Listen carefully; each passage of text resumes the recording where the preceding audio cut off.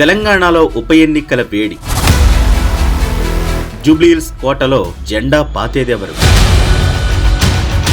వ్యూహాల్లో మునిగి తేలుతున్న పార్టీలు. ఇప్పటికే సీఎం స్పష్టమైన ఆదేశాలు. ప్రతిపక్షాలకు ప్రతిష్టాత్మకమే. తెలంగాణలో మరో ఉప ఎన్నిక రాజకీయ వేడి రాజేస్తోంది. జూబ్లీహిల్స్ ఎమ్మెల్యే మాగంటి గోపీనాథ్ మరణంతో హైదరాబాద్లో బైపోల్ అనివార్యంగా మారింది. 6 నెలలలోపు ఎన్నికలు జరిగే అవకాశం ఉండగా ఈ ఉప ఎన్నిక ఏకగ్రీవం కాబోతుందా? సిట్టింగ్ స్థానాన్ని కాపాడుకునేందుకు బీఆర్ఎస్ ఎలాంటి ఎత్తులు వేయబోతోంది? కంటోన్మెంట్ మాదిరిగా కాంగ్రెస్ కైవసం చేసుకోనుందా?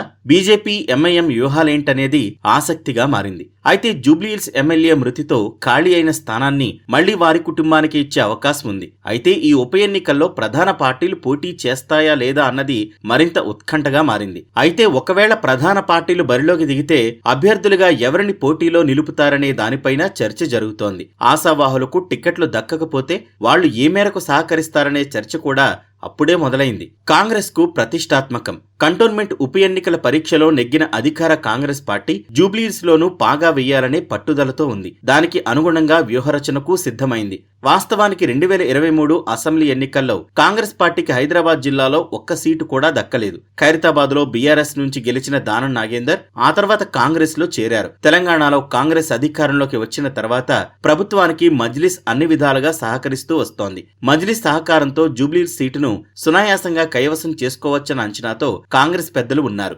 ప్రతిపక్షాలకు అగ్ని పరీక్షే. బీఆర్ఎస్ అంటేనే ఉప ఎన్నికన్న పేరుంది. తెలంగాణ ఉద్యమాన్ని నిలబెట్టిందే ఉప ఎన్నికలు. అదీకాగా గ్రేటర్ హైదరాబాద్ బీఆర్ఎస్ కు అడ్డా. గత అసెంబ్లీ ఎన్నికల్లో గ్రేటర్ పరిధిలో మొత్తం 25 నియోజకవర్గాల్లో 24 చోట్ల గులాబీ పార్టీనే విజయఢంకా మోగించింది. దాంతో హైదరాబాద్ లో గులాబీ పార్టీ తప్ప ఇతర పార్టీలు గెలవడం కష్టమనే టాక్ ఉంది. కానీ అసెంబ్లీ ఎన్నికల తర్వాత బీఆర్ఎస్ పార్టీకి వరుస షాకులు తగిలాయి.